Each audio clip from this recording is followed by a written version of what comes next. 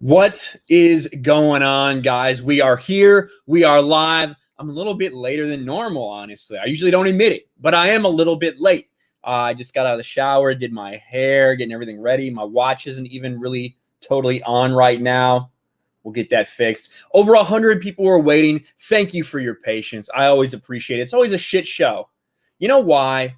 You know why it was such a shit show? Is because I was capturing footage for Mark the Cyborg for a special project he has. So blame the Canadian.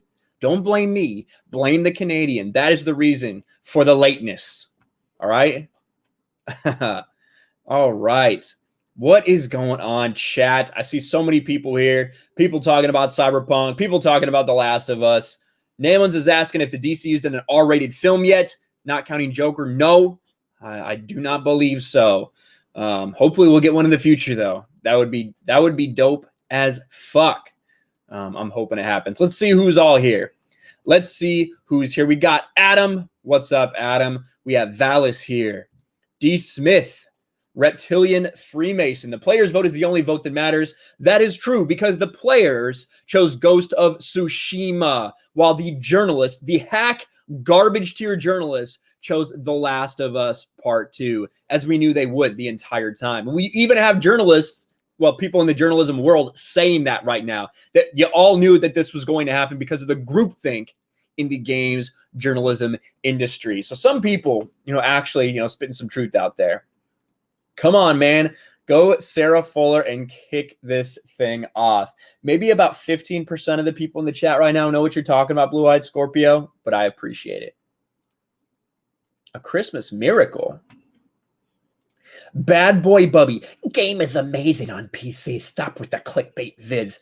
Well, no, it's not. First of all, even if the game ran perfectly, it looks amazing when it runs right. As far as the game itself, I don't know.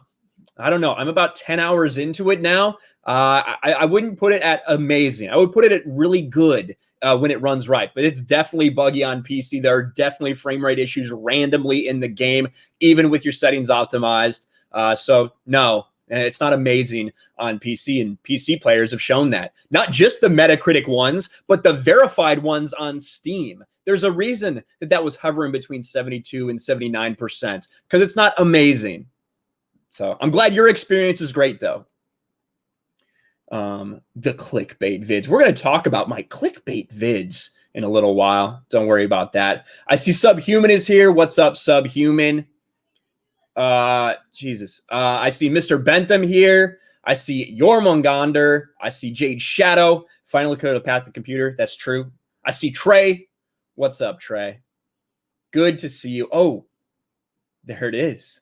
Kathleen Kennedy with a fuck Naughty Dog shirt is in the chat. I didn't even see that when I pulled it up. I just saw that Kathleen Kennedy was here.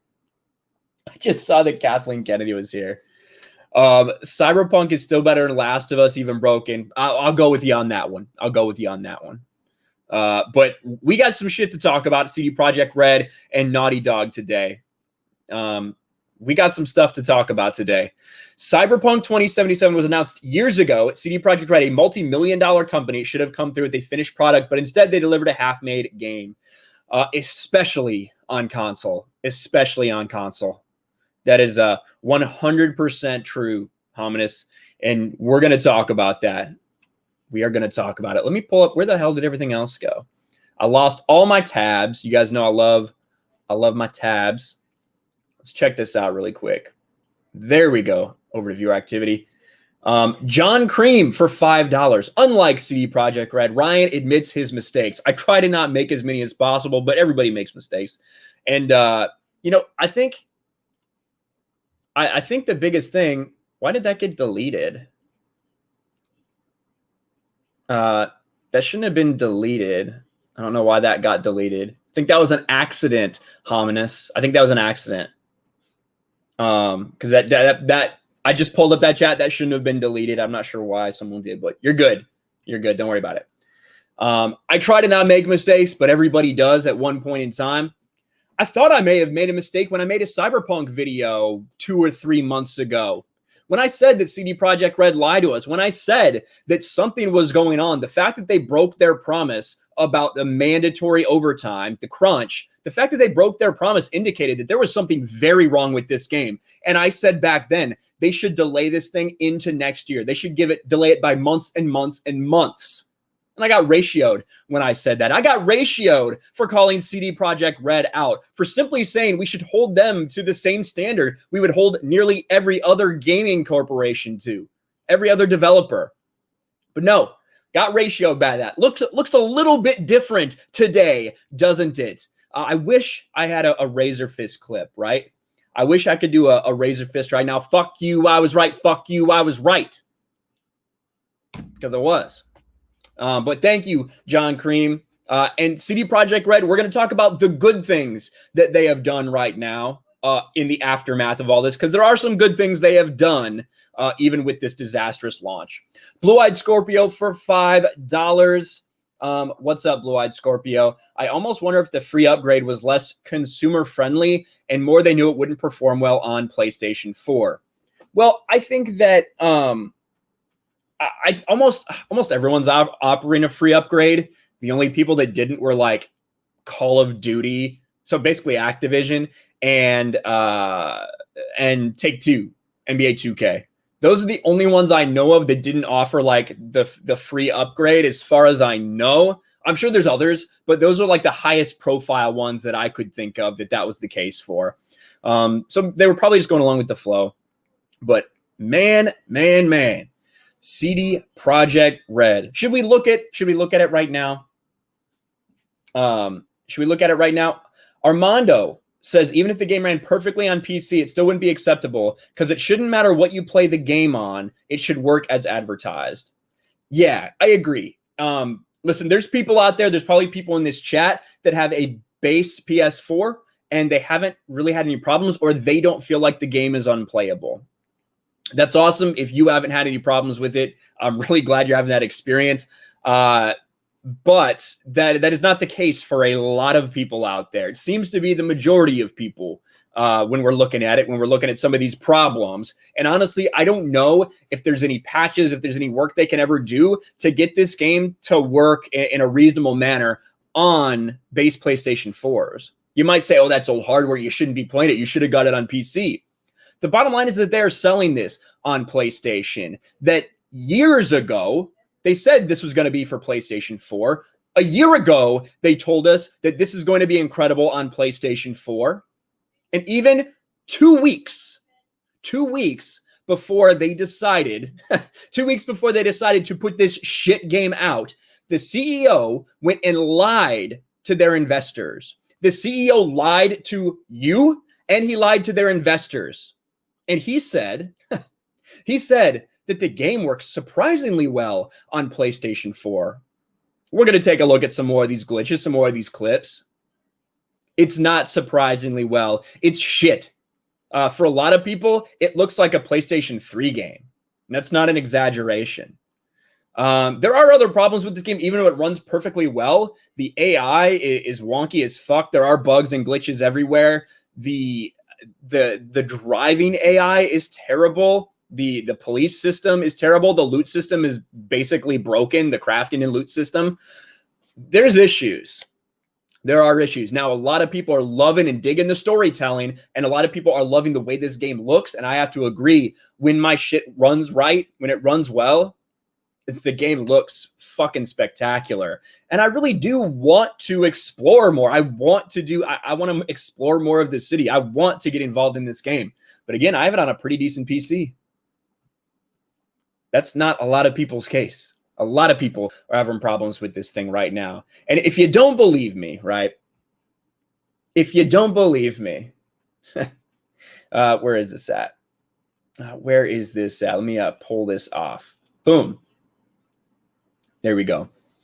Go to sleep, samurai. The city hasn't rendered yet.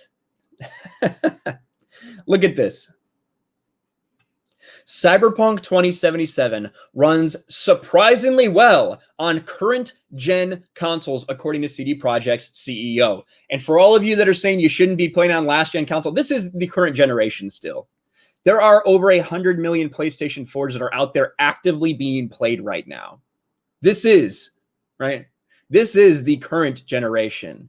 It'd be one thing if PlayStation 5s and Xbox Series X's were just on the shelves, but they're not.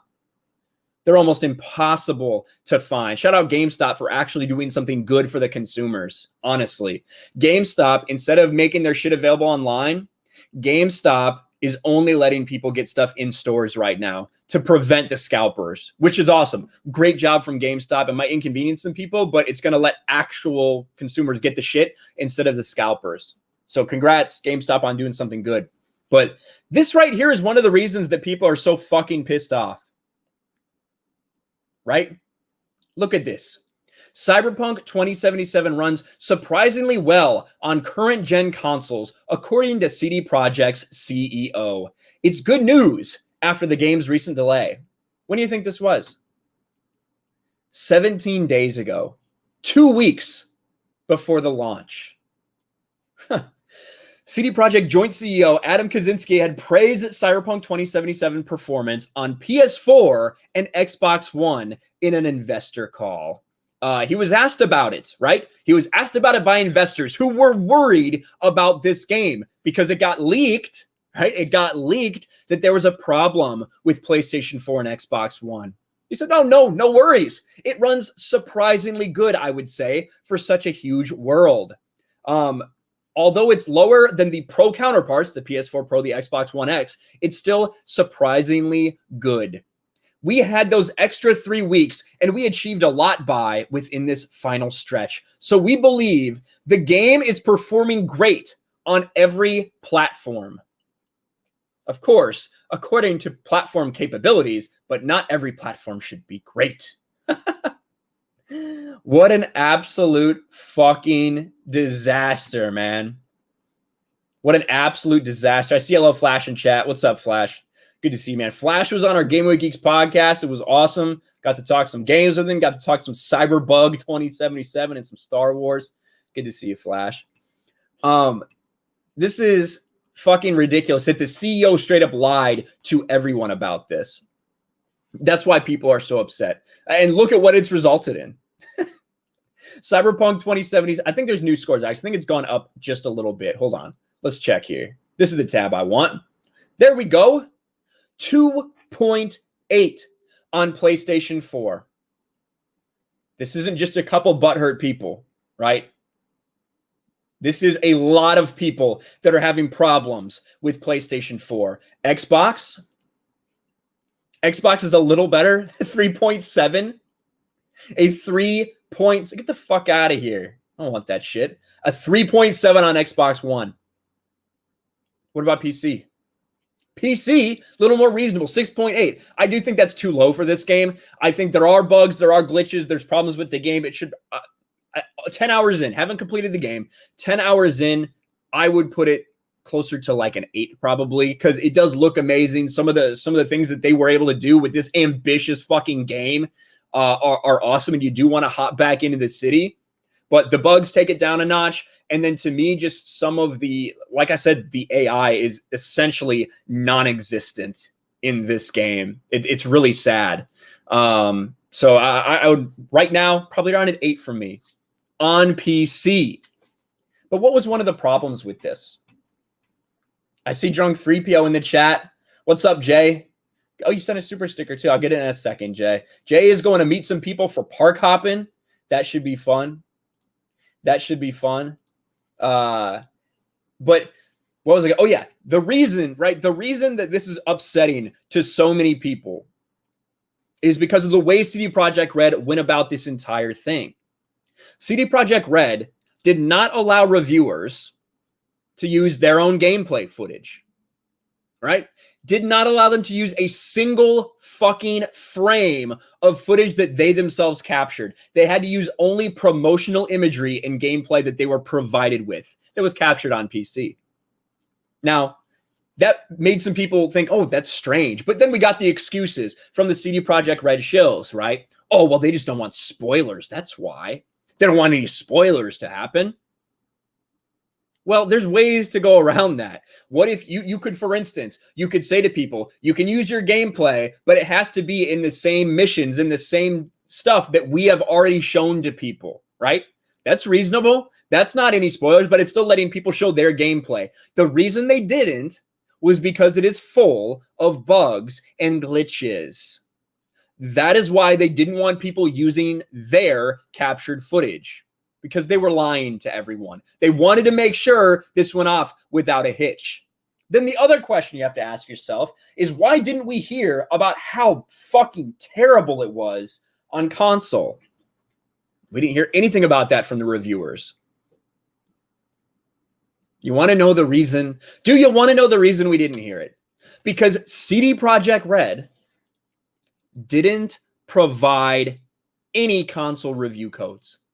Not a single fucking one. Not to YouTubers, not to influencers, not to even IGN, Screen Rant, Forbes, like none of these places that review games. No one got a console review code because they knew what would happen. They would get fucking destroyed if they showed people that this is what it is on the consoles. CD Projekt Red lied to everyone. They misled you. They misled me. They misled everyone about this game. And the worst part is, CD Projekt Red had developed such an incredible reputation. And to be fair, we're going to talk about some things later where I still do think that in the terms of all of the fucking developers out there, I still do think CD Projekt Red is one of the better ones as far as what they're trying to achieve. But the bottom line is, they did some of the same shit that we have seen these other companies do, like Ubisoft, like EA, like these companies that get fucking criticized and mocked and ridiculed. And like I said months ago, if any of those companies had been doing some of the things we saw CD Projekt Red do in the lead up to Cyberpunk 2077, the greater gaming community would have fucking destroyed them. Would have fucking annihilated them. But they didn't. Because CD Projekt Red had the goodwill of the people. They had the consumers. And CD Projekt Red used that. They used the trust that you put in them, that I put in them, that everyone put in them for the most part. They used that and they fucked you. That's just the way it is. That's the fucking truth. Why else would they not provide console review codes? Why else would they be so restrictive with the reviews that they did release? Why else would they have made people sign these weird NDAs that didn't allow you to mention certain aspects of the game? Like Razorfist mentioned when he was offered a review code for it. This is fucked up. And like, there are still some people out there defending it that are saying CDPR can do no wrong, that are saying, oh, well, that's your fault if you bought it on an old system. The game is selling for $60. There's no PS5 version. There's no Xbox Series X version. There is an Xbox One version and a PS4 version and a PC version. If those were this bad, you can't charge $60 for that shit. You can't try to pass it off as a fucking similar experience because it's just not. Woo, man. All right, let's get to some super chats, guys. Let me calm down a little bit, get to some super chats.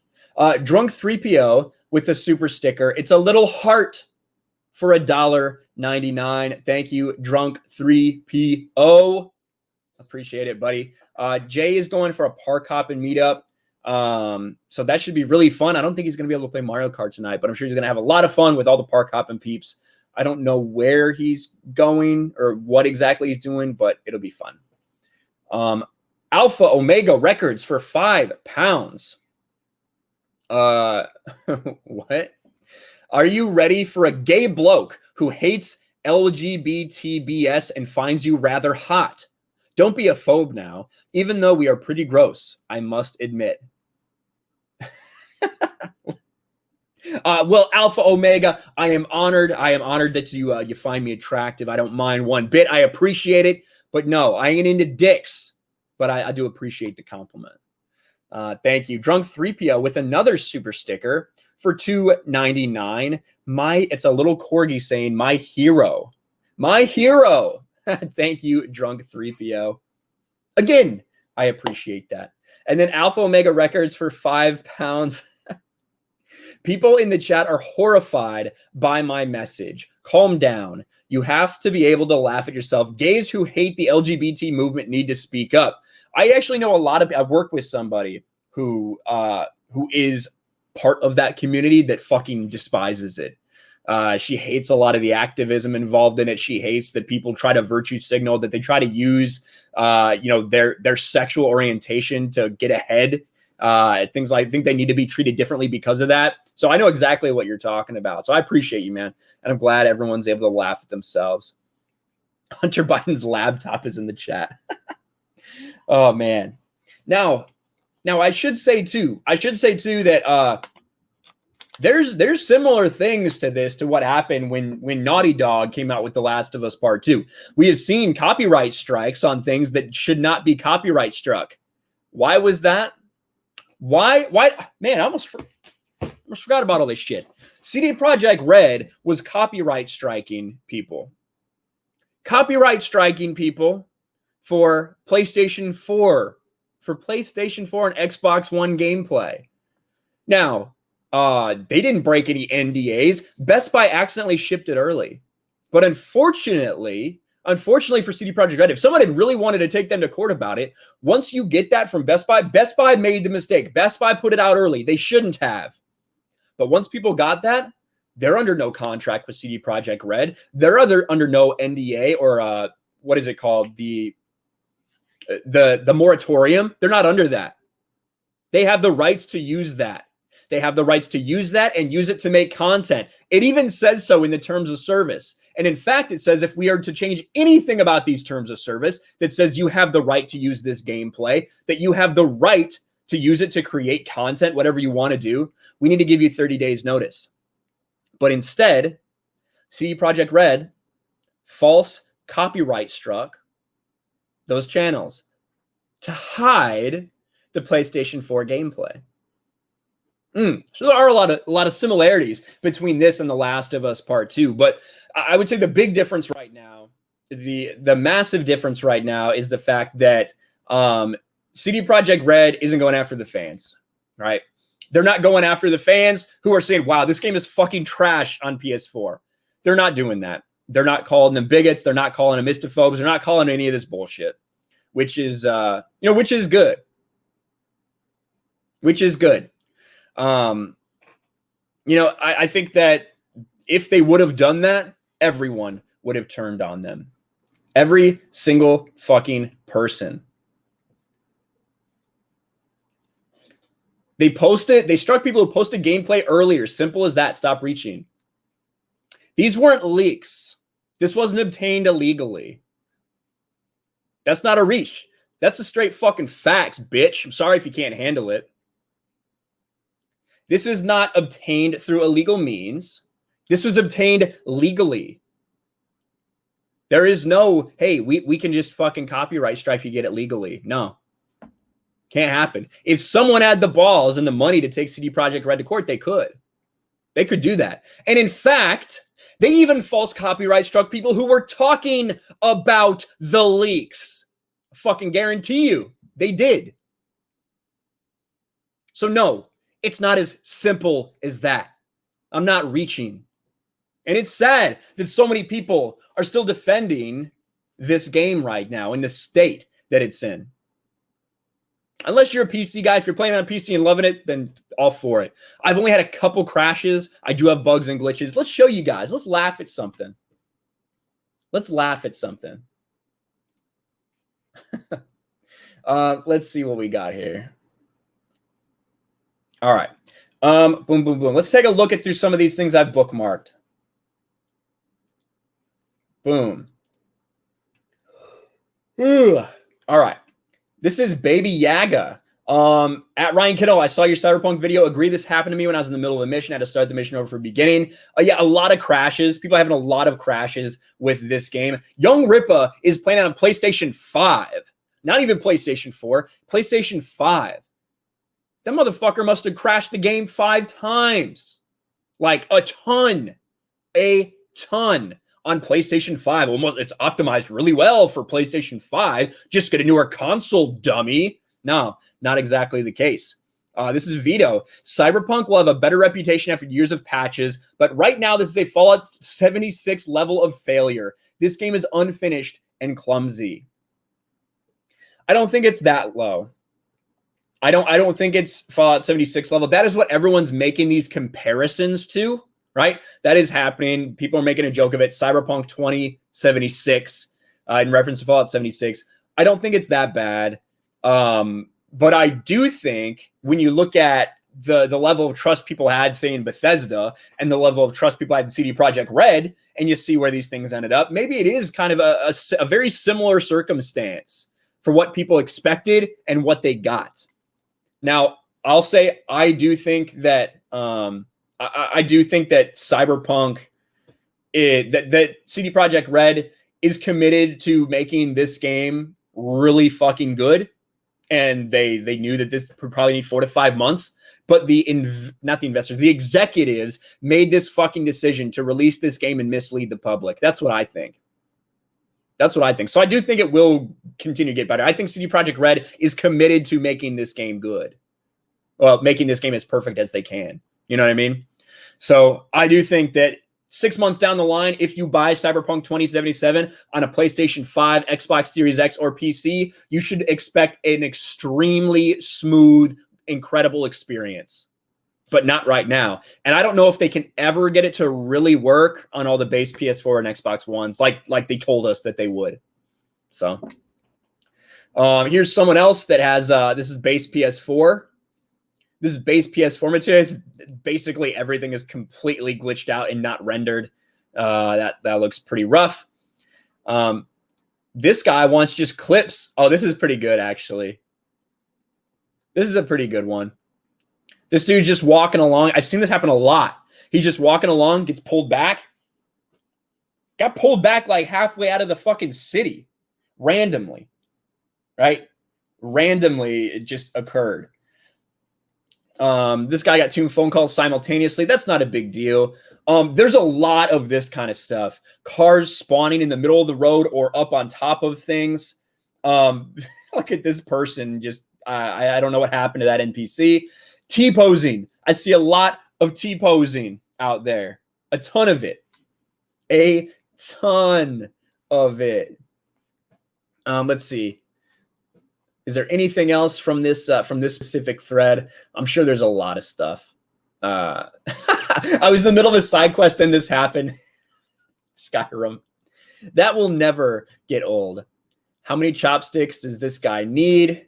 How many does Jackie have? Let's see. I haven't even seen this one. Does he just keep getting more? That's a funny one. But so these things, these little bugs, they're funny. They're not game breaking, right? You know, they're not game breaking. It might take you out of the immersive experience a little bit, but those are things that are, I think, reasonably forgivable in the grand scheme of things. Right? Now, Jackie, on the other hand, let's see if we can see. Jackie here, this shit happens all the time. What the fuck? Like, Jackie just walks through shit all the time. Like, look at this. Everything comes out. I'm having the most cursed playthrough ever, so you're in luck. Now, look at how this looks, though. What the? Oh, yeah, person just standing in the middle of the fucking road. Some of these are so, oh my God. And this is what I mean. Like, look at that hand. We can go through these for fucking hours. Cyberbug 2077 was trending on Twitter because it was that bad. What else do we got? Let's go back to here. This is Razorfist himself. I don't feel so good just sitting in a dumpster, I guess. Half in, half out. Now, this is insane. This gives you an idea. These are not glitches, right? These are not bugs or glitches, right? This is the performance on PlayStation 4, okay? This is legitimately the experience that some people are having. When you look at how blurry it is, right? When you look at how blurry it is, because like I said, bugs and glitches, that is going down and like that's forgivable, right? That happens in nearly every game. You're gonna have little things here and there. This is how it looks. There's no texture on that person. There's no texture on them. This looks like a PS3 game. Like, this is Cyberpunk on a base PS4. I mean, come on. Like, this is not a current gen game. Forget about next gen. This is not a current gen game. People do this all the time as well. Here, watch this. People do this all the time. People just really slowly trip on bodies for some reason. Where'd he go? Here he is. Why is it taking so long? God, it's like freezing. I fucking hate Twitter. Here, look at this guy. Fuck you, motherfucker. All right. Forget about that. We're not going to watch that one. The frame rate is so rough that it actually makes sequences like this super difficult because the controls feel super unresponsive. Even me on my reasonably good gaming PC, right? I would say mid to high tier gaming PC, with everything turned off, with ray tracing turned off, completely optimized for frame rate, I have some serious frame rate issues, sometimes randomly, sometimes in combat, sometimes not. This is just crashing over and over again on this person and also looks like a PlayStation 3 game. This one's funny. Watch this one. This one reminds me of Skyrim, legit.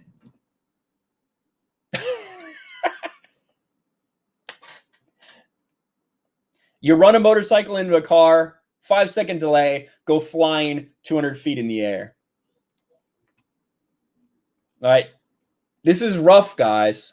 Now, not everyone's experience is like this, you know, and I'm not saying that every single person is having this hard of a time, but there are enough that there is this backlash. People are pissed off. Lethal Lightning, the game was nearly unplayable for him on his PlayStation 4. Now, Mara, on the other hand, Jade Shadow, she was okay, right? Her PlayStation 4 doesn't seem to really be having major issues with it. But at the same time, the quality is still, for a lot of people, severely downgraded. I think I know I have some better ones saved here. Like, I know I have some good ones. I bookmarked so many things. Oh, here. I got to show this one, guys. This is ridiculous. All right. This one, from the way it looks to what is happening. So this person, his car flipped over, a car flipped over. It looks terrible. It looks like Grand Theft Auto Vice City. That's what the graphics look like, to be honest with you. It's just sitting there. The hood falls off. Some people are about to get out and start taking the stairway to heaven. And then the car explodes. What is this? Worth the wait. This is an actual shot from base PS4.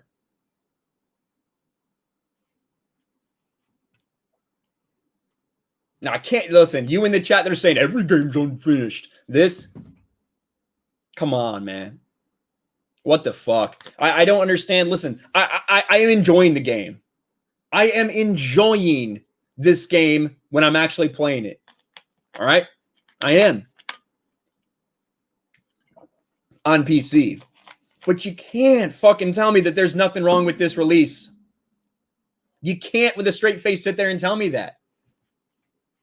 I don't know. There's some people that are going to say it. There's some people that are going to say that, but to me, it's kind of inexcusable at this point, if I'm being honest. John Powell for £10. Thank you very much, John. CD Projekt Red should have delayed the game longer, but it didn't help that they were literally forced and even threatened. When it came down to it, the game should not have to be released in this state.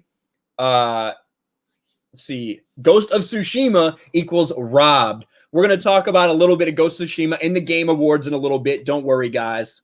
Absolutely. Absolutely. But Yeah, I think the Ghost of Tsushima was robbed. We talked about Ghost of Tsushima. It won the player's voice because people loved that fucking game. And then the games journalists decided The Last of Us 2 deserved to win, which we knew would happen all along. Here's what I'll say about this. People are saying, oh, well, you know, you complain when they delay it, but then you complain when it gets released like this. There is going to be backlash when you announce that you're delaying a game because there are people that are expecting something because you told them to expect something, and now you're telling them they have to wait longer for it. There's going to be backlash. But think about it this way. When they announced that they were delaying it in September to November, people got upset. Then people got over it. Then they were just excited for the game. Then after they promised people that it wouldn't get delayed again, they delayed it. There was backlash for a few days. Then what happened? Everyone forgot about it and they went back to being excited about it getting released to the point where when the time came, everybody was freaking the fuck out about it. So I'm not saying that you're not going to get backlash for delaying it because you will initially, but that is for the most part going to fade. We saw that with every single delay that happened for them. What should have happened, you know what? I need to share this now.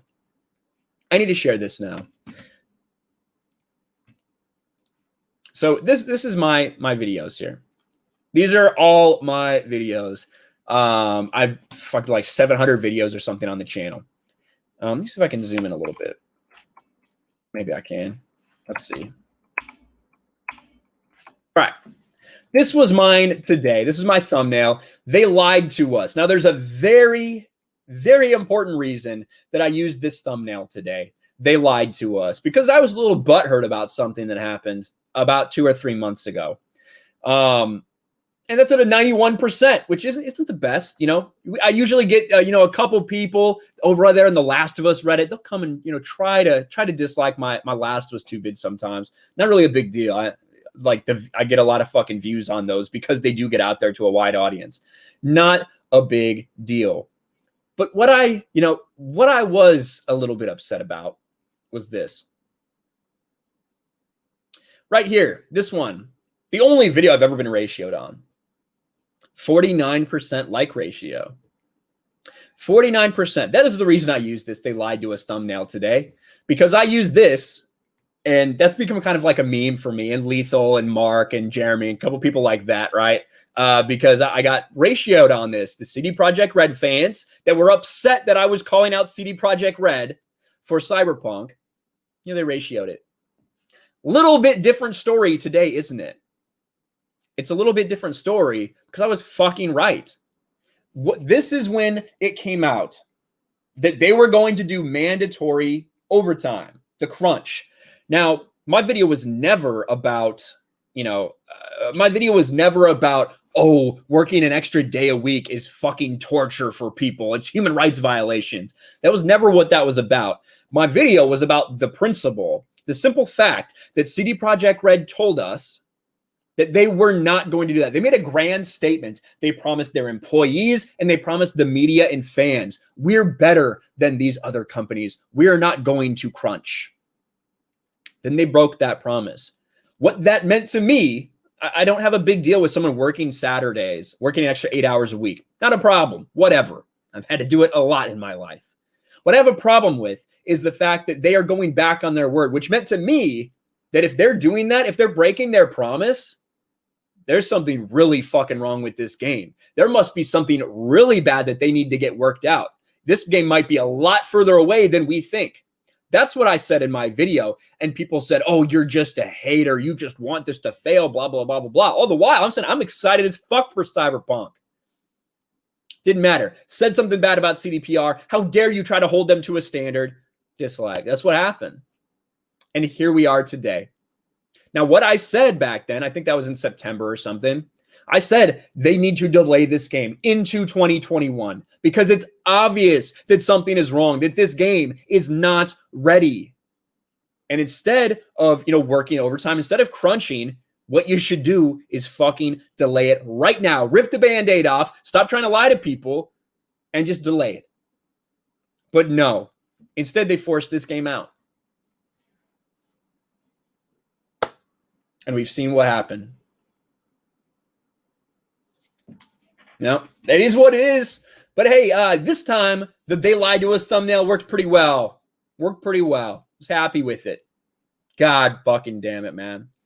It sucks. It sucks for people that got swindled into buying this on PlayStation 4. Sony is now accepting returns. Sony never does that. They are making refundable digital refunds for Cyberpunk.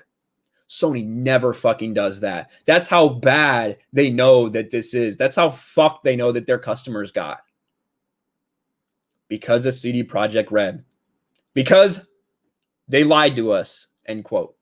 And they really did. Now, I don't blame the developers who worked on this game. I'm sure the developers put their fucking hearts and soul into this to try to make it as good as possible. I know a lot of them were, even if they weren't technically crunching, they had been crunching for fucking months and years before this because they care so much about this game. But the top level executives, the PR people, they are the ones that pushed this game out, that made the decision to put out a game that was not fucking ready. And unfortunately, I said it a million times, if you release a game like this, people are never going to forget it. Now, you have something like No Man's Sky, right? No Man's Sky, which was terrible at fucking launch. Everybody fucking hated it. It is now returned to glory, and people love that game. It got saved. That does happen. But the initial launch of that's kind of never going to be forgotten for a lot of people. Now, Witcher 3 launched to a lot of bugs and things like that. They fixed Witcher 3, but CD Projekt Red now is way different than the CD Projekt Red of, was it 2015? Is that when The Witcher 3 was released? Let's take a peek. Witcher 3 video game. I think it was 2015. Yeah, 2015, right? CD Projekt Red has grown leaps and bounds since then. It's not like you can't be like, oh, CD Projekt Red, they're just a small little indie company. They're not now. They're a massive fucking company, and you need to hold them to a standard. Man,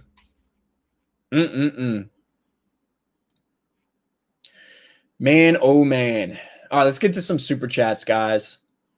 Vintus Gate for $5. Is this before yesterday's new update? My PlayStation 4 doesn't look like that. They did come out with a hot 1.04, I believe, was the hotfix for PlayStation 4. Some of those are after that. Some of them are before that update. It's a little bit of both. The update did seem to make it a little smoother. So here's what I'll say. From most people, I was doing Bellular News. I was watching a Bellular News video. They said that most people that fix took the frame rate from somewhere in the high teens to the low 20s. So that is not acceptable, to be honest, but it is better. It is better. So that's something at least. Biggles Mets for $5. I was pissed when WoW got delayed because I knew I couldn't have a full week off work. It is 100 times better than it was with just 1 month later. There you go. So you like the fact that it got delayed. You were pissed initially, but you got over it and you were able to enjoy it. That's the way it was. And for people that say that, like, and I get it because there is a lot of backlash when it gets delayed. We talk about it. Ooh, Cyberpunk delayed again. What did I say when that happened? For everyone that's saying, oh, they would have, everyone would have rebelled against them. What did I say? What did I say when they delayed it from November to December? I said, I think this is a good thing, but they should delay it more. That's what I said. And then I caught shit for me not being hard enough on them for saying, no, they should have released it right now. But that's just what happens. Chris Arcella for $5. Hey, Ryan, I think the best approach to CD Projekt Red should have done is when it comes to delays the same way Nintendo did with Metroid Prime 4. Well, and then ironically, right after that, Dark Shadow for $5 says same thing happened with Metroid Prime 4. People upset it got delayed, now excited for it again. People are okay with waiting as long as it's good. And then Chris Arcella for another $5. Announce title, announce release date, announce a delay, and then say nothing more until after that game is fully done. I think that, like, Mark says this as well. I agree. I think that in September, they should have just said, listen, this is not going to be ready. We're going to delay it. We're not going to give you a new release date. It's going to come out in 2020. We're aiming for summer of 2020, but we're not giving you a release date yet. That's what they should have done to get this game right. Alex McCarthy. What's up, Alex? For $1 super sticker, 100. Thank you very much, Alex. I appreciate it, buddy. Chris Pavetto for $9.99. Rewatching A New Hope. Vader says, when I left you, blah, blah. When I left you, I was the learner. I was but the learner. Now I am the master. But in Revenge of the Sith, Kenobi left him. Maybe the Kenobi show does have a valid position for a rematch. Otherwise, keep pushing and best wishes. We're going to talk about all that Star Wars shit later. I do appreciate the super chat. So you also have to remember that Anakin left Obi-Wan, right, and went to the dark side. He left him and decided to pledge his allegiance to Darth Sidious. He left the Jedi. He left Obi-Wan. Now, they did have that fight, and yeah, I guess Obi-Wan left him there at the fight, but I think if you want to try to talk yourself into, oh, they could fit this in the canon, you can. You can convince yourself of anything if you really want to. In reality, we all know what that meant. We have known what it meant for a very long time.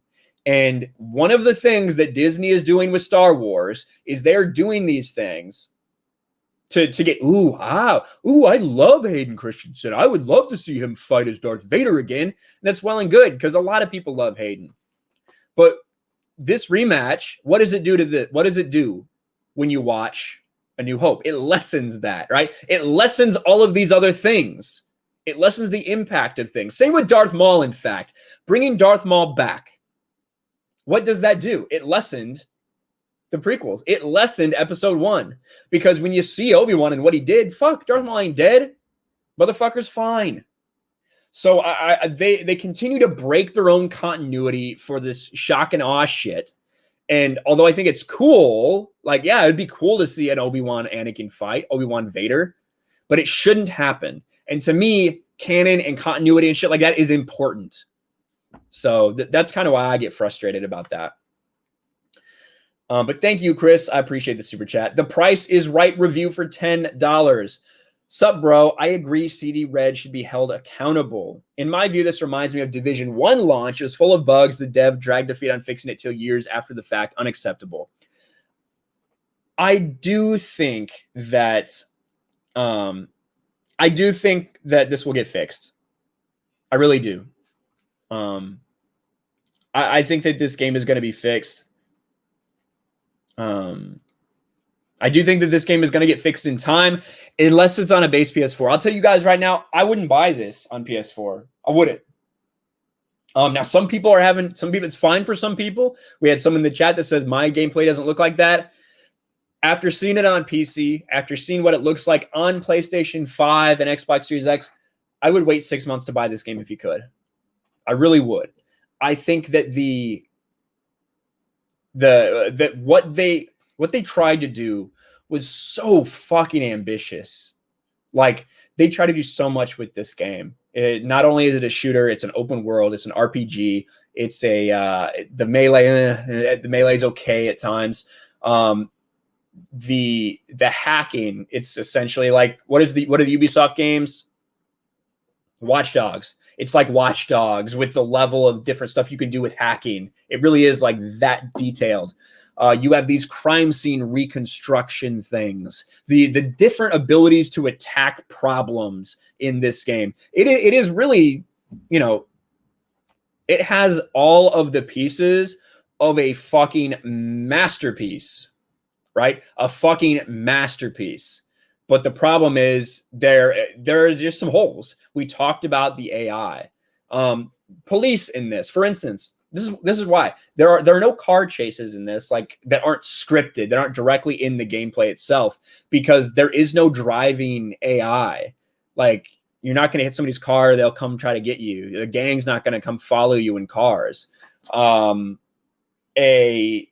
police, right? If you commit a crime, The police literally like spawn in. They just have them spawn in the area. NPCs that just spawn, not like teleporting, nothing like that. Nothing that's an in-universe explanation. They just spawn. It's like that is it's fucking bullshit. That tells me that they didn't have enough time to maybe get it where they wanted, so they focused on doing other stuff. That's kind of what it tells me, and I think it's true. I did want to look at one more thing if I can find it, because I think it's important. I talked about this before.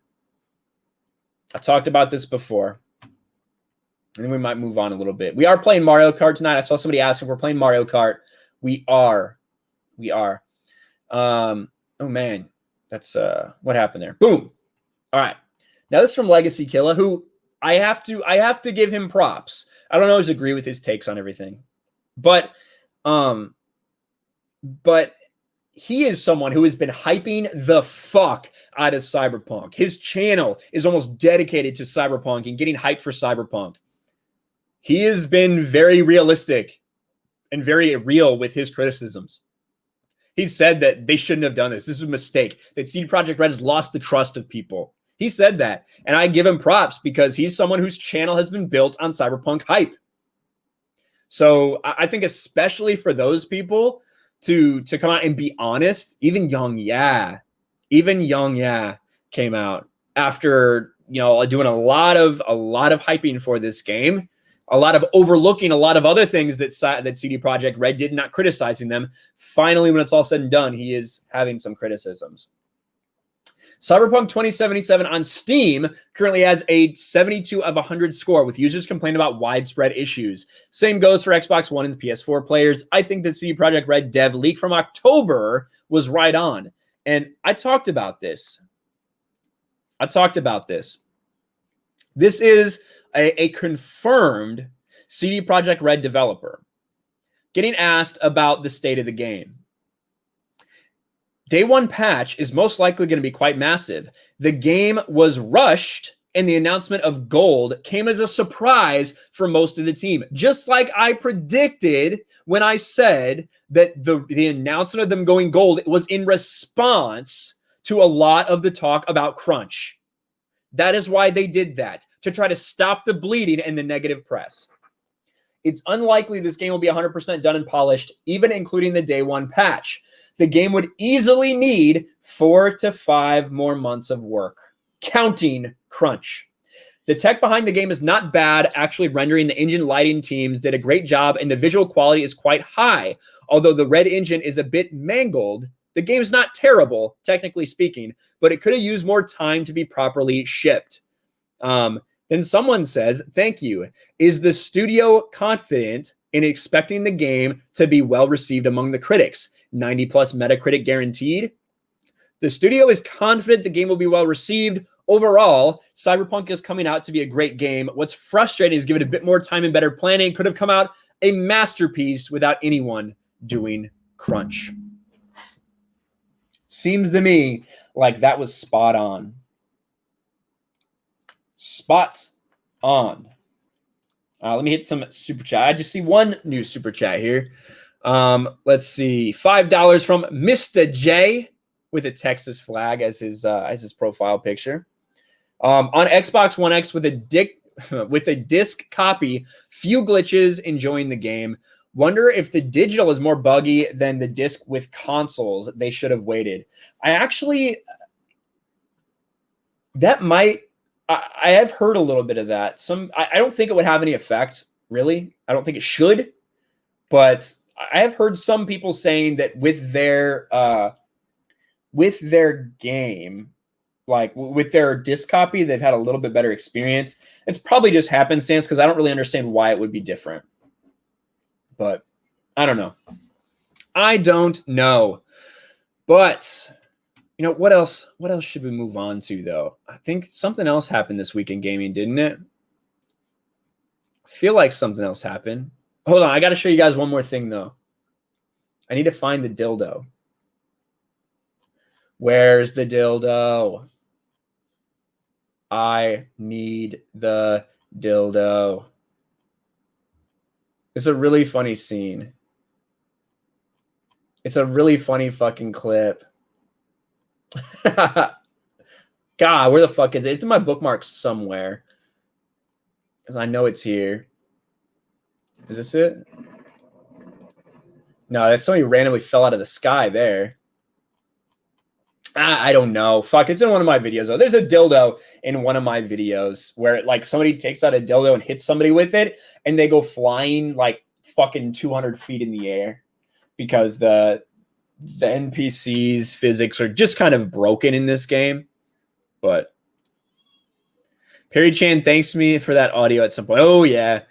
Didn't really think about that. But, yeah. What's this? Now I understand this. I bet there are a lot of 2016 No Man's Sky haters here. No Man's Sky should have been hated in 2016. It came out shit. They fixed it. Like that to me, do you think that a game coming out shitty as fuck and then 4 years later it gets fixed and that makes the fact that they released it that way okay? I don't know. Jackie holding a gun model instead of a biochip. Really? Yeah, now people like tagging me and shit. That's pretty funny. I'm not going to show that because that's kind of a spoiler. That's kind of a spoiler for that. So I won't show it, but that is pretty funny. That is pretty funny indeed. But like I said, something else has happened. Yeah, something else has happened this week, and it involves The Last of Us Part 2. Let's talk about that for a second, shall we? And then I'm going to invite some people in. Don't worry. I know you guys have been listening to me for a fucking hour straight. I haven't stopped talking in an hour, but I will in a second. What does this say? You need to shave. Yeah, I mean, probably. I'll shave tomorrow. Don't worry about it. Anyway, what I was saying was Last of Us 2. What the hell? There we go. Last of Us Part 2. Who would have thought? I can't believe it. I can't believe that it happened. The Last of Us Part 2 won Game of the Year, and it swept so many things at the Game Awards. Who would have thought that the fucking Game Awards, voted on by games journalists, who would have thought that they would win that? Everyone knew that. That was the whole thing. We've said that from the very beginning, that The Last of Us Part 2 was going to take all of these awards because it is not for gamers. That's not who this show is for. This show is presented by and for games journalists who are trying to pretend like they're fucking these Hollywood elitists, right? That's what it is. Games journalists are the ones that vote on the Game Awards. 90% of the vote. They had everybody go there. Oh, hey, let your voice be heard. And everything other than the players' vote, that's full fan vote. Everything other than that, your vote counted for 10% of the total. It means nothing in the grand scheme of things.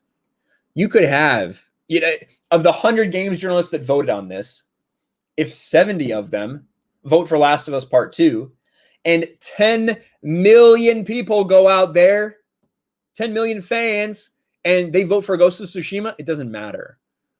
The journalists is worth 90% of the vote. That's all that fucking matters. A lot of people didn't know that. A lot of people didn't realize that because they make such a big deal about making your voice be heard for it.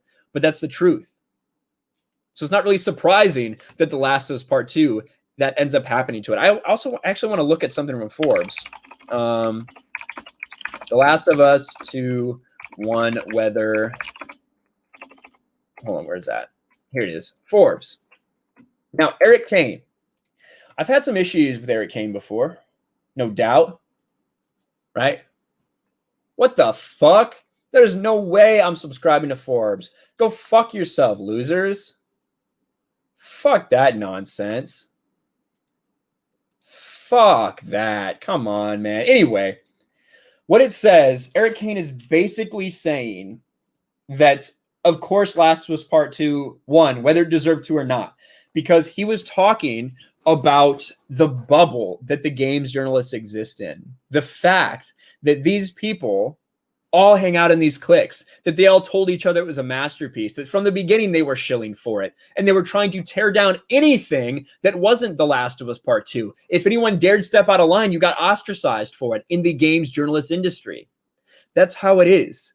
And although I don't agree with everything Eric Kane says, I even got into a Twitter war with him not that long ago.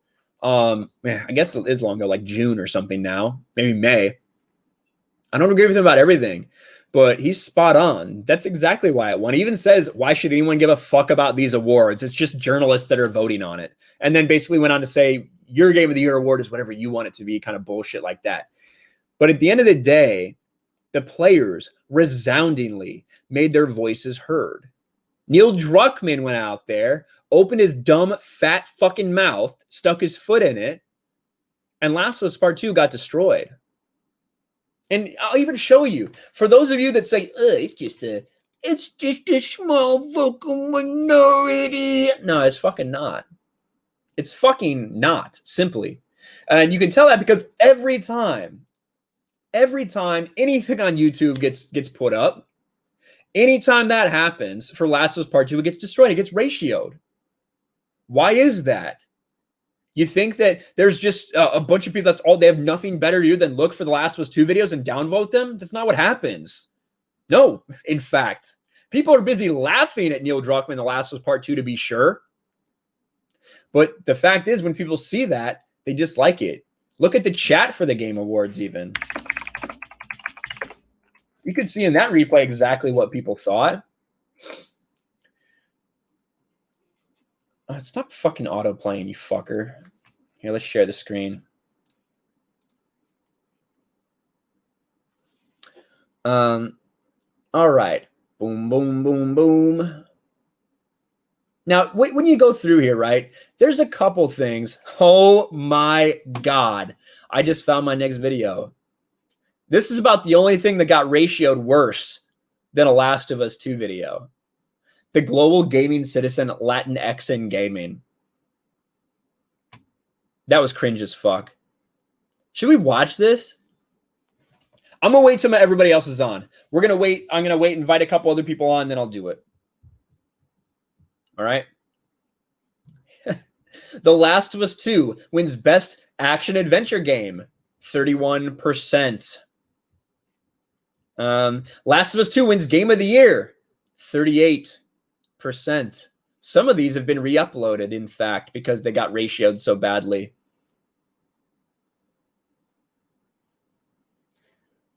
Even Keanu can't help it. Best game direction. Even Keanu can't help it. Best narrative, 44%. Now, there's a couple bad ones scattered throughout, obviously, but really none of them hold a candle to The Last of Us Part 2 because people fucking hate this game. It's ridiculous. Let me invite a couple other people in here because I know they probably have some things to say about Latinx gamers and about Neil Druckmann as well. I don't know if Lethal is. I don't know if Lethal's there. I know Drunk 3PO is not going to be able to be here. I saw a super chat from him too. I know he won't be here today because he's doing the meetup. I already said that. What am I talking about? Go for an hour straight. I get like all fucked up. All right, I sent that link out. Let me catch up with these. Drunk 3PO for $5. Almost 700 people. I'm so proud of you, brother. I'm grateful to call you a friend. You are a superstar. Well, thank you, Jay. I'm not a superstar, but I'm glad that all of you guys are here with me today. We did get out like 750 at some point. I know there's a lot of other stuff going on, so I do appreciate all of you guys being here with me.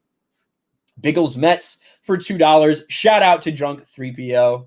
Thank you, Biggles. And then Miss Martin Muses, the wonderful Teresa, for $1 with a rose. Thank you very much, Teresa. You are amazing. All right. Now, let me, there is someone else here who might know something about Latinx, whatever the fuck that is. Latinx gaming. Let me bring her on, even though she's eating right now, as always. I don't think she's even fucking listening. She's just back there eating. Hold on, let me put in the private chat. Let me bring Mara on first. I see Mara. What's up, Mara? Hello. I'm going to be off camera because I'm still not feeling well. I don't know What's if you can tell from my voice. COVID? What? You have COVID? No, just a cold. All right. You have cold vid? Yeah, we'll say that. There. Well, there you go. Well, thank you for being here, Mara. Mara, what did you think about Neil Cuckman and The Last of Us Part 2 taking home Game of the Year and all these other things? I was like, was anybody actually surprised? No, I don't think so. And like people were trying to say that, oh, The Last of Us Part 2 Reddit is melting down because of the people, they're so salty and upset. And you go there and it's just literally people with memes of like Neil Druckmann getting fucked in the ass. You know, that's them fighting, I guess, making fun of Neil Druckmann. But Yeah, I was like, it was called 4 months ago. I was like, I actually would have been more surprised if it had lost, quite frankly. yeah, They actually had credibility in the journalist community. it's funny because I was sitting there, I was sitting there and I was like, you know, the idea of what if Ghost of Tsushima wins? Then everything I've been saying about the Game Awards being fucking garbage, being trash, about the journalists not knowing, like, what if it wins? What am I gonna do? I guess I'll be happy for it, but but of course there was never really any chance of that. Oh. No, I but see. I was happy Ghost of Tsushima got player's choice. I mean, like that's all that really matters. Is the players who speak, pretty much. 100%. And the best part was then these people who wanted to say that this is all that mattered, that were gloating when The Last of Us Part 2 was leading that race. Then they said it was hacked. They tried to say that people hacked it when that was disproven completely by Jeff Keighley. They said no hacking happened. We simply just took the website offline for about 20 minutes and put it back on. They were so fucking desperate. And then they tried to spin it that, well, the critics are really the ones that should be voting on this. That's how you know you're talking to a fucking retard. Yeah. I would have laughed if they had come out and said Russian bots.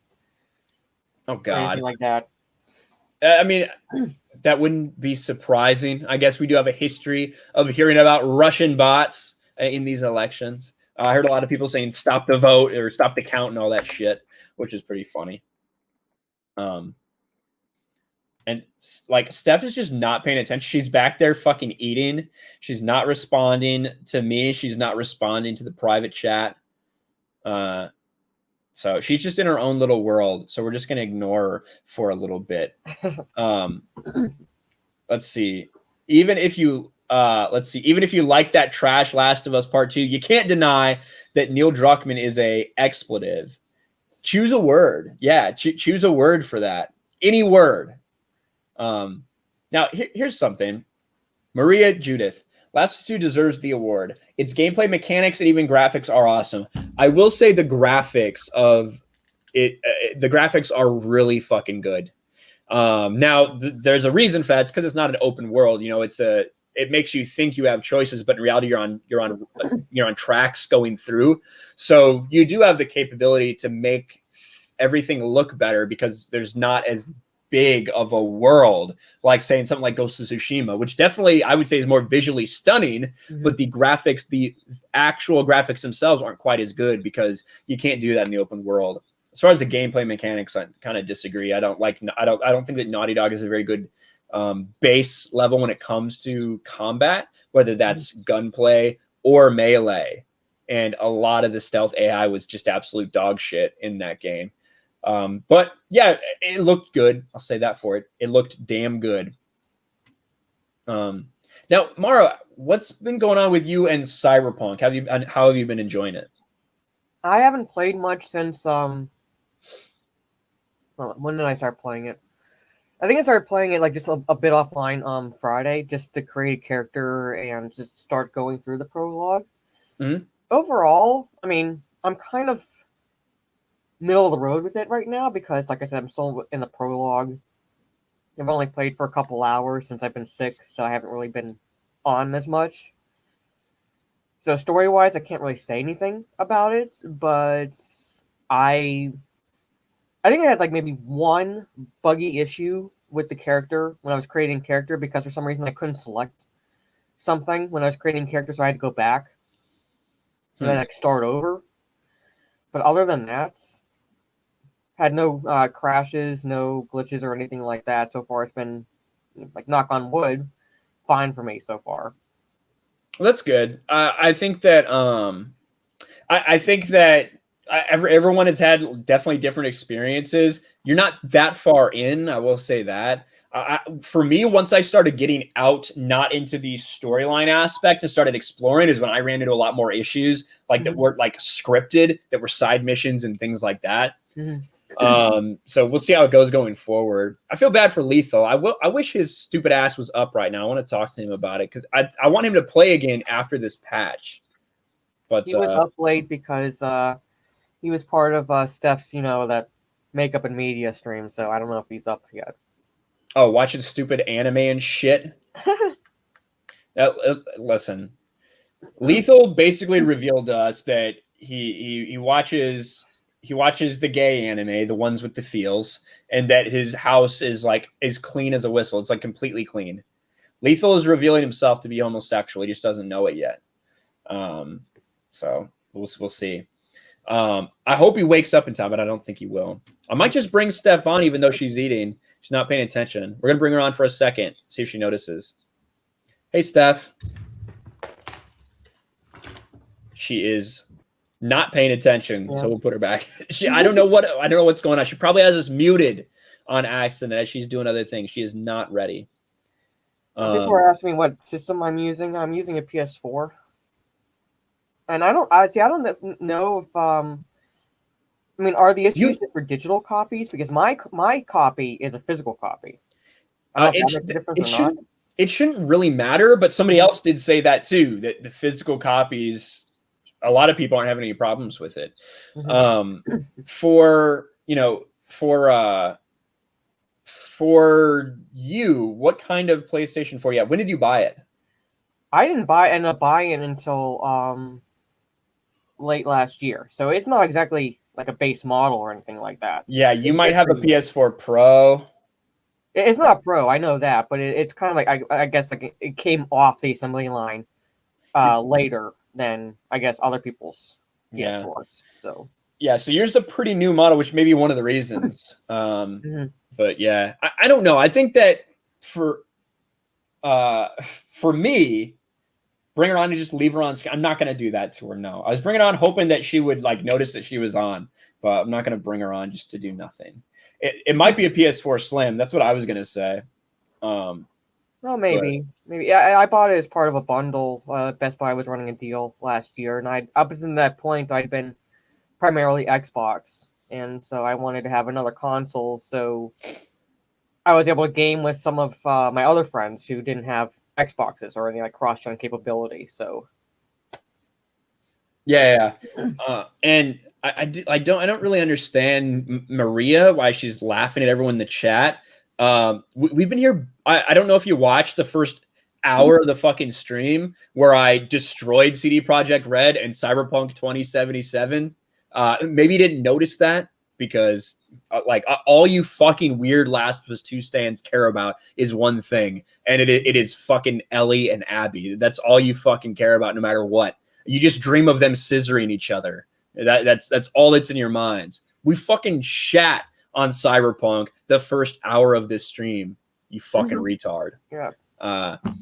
But yeah, for me, I'm 10 hours in. I am past the prologue. I do think it gets better when it opens up a little bit. I will say that I'm not digging. All right, the RPG element of this game. I like RPGs. I love The Witcher, but one of the reasons like I love The Witcher is because I saw Geralt and I cared about Geralt, and I felt like the things that I did affected Geralt. For me with V so far, I don't know if it's because it's first person. Since it's first person, I feel like I should really be the character.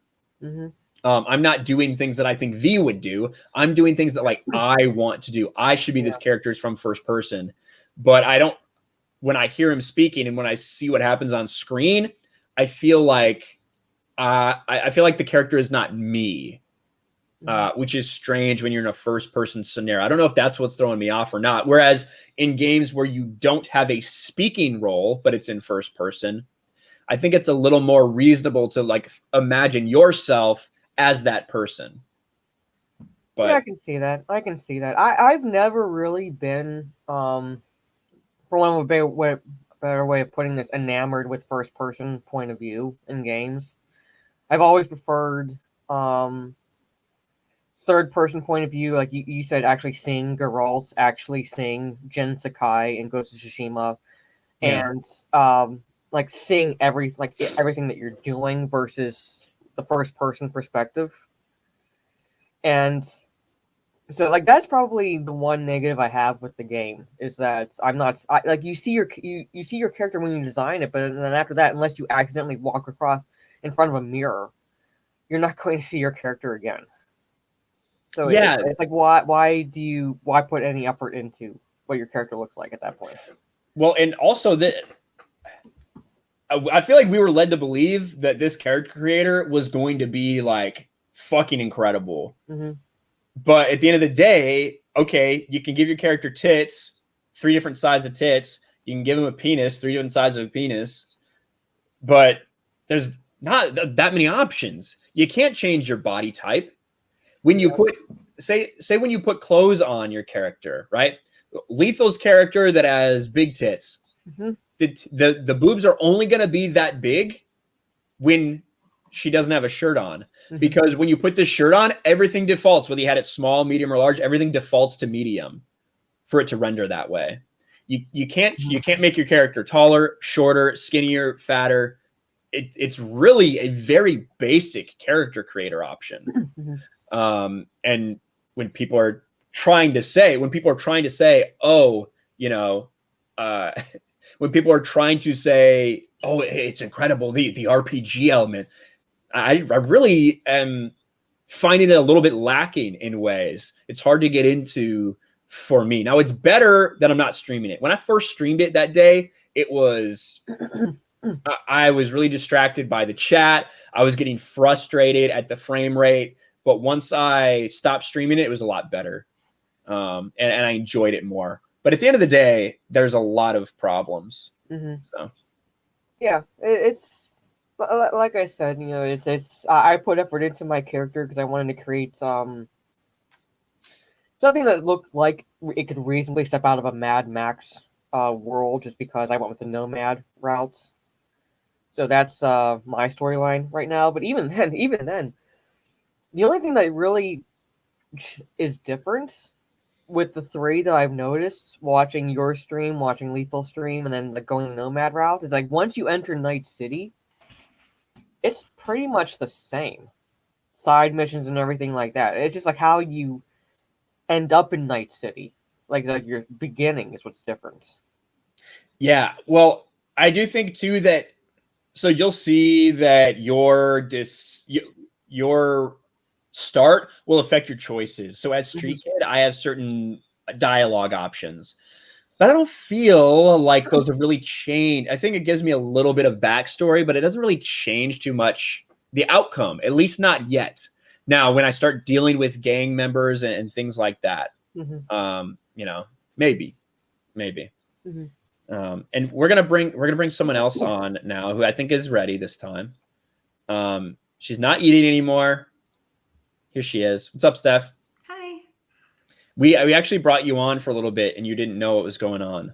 You were just fixing other things. We brought you on to see if you were actually ready. Yeah. Why? Well, we didn't. We wanted to see if you were muted. You had muted the stream or not. Okay, sometimes I mute the stream. Yeah, we could tell. But that's all right. We're glad you're here. We're finishing up on the gaming topics.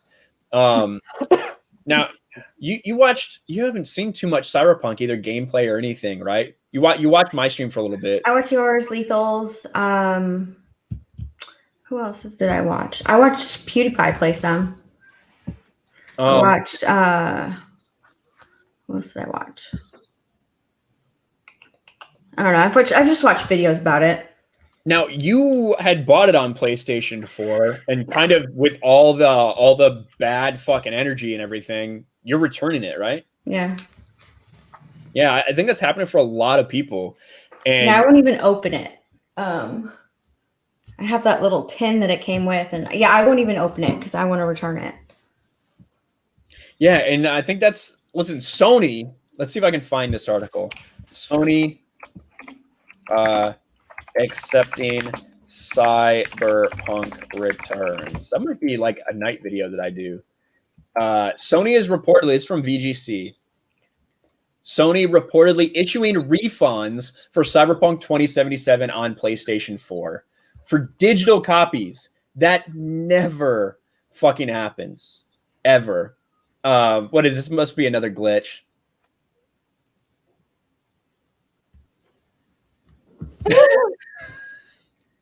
This isn't a scripted part of the game, too. What the?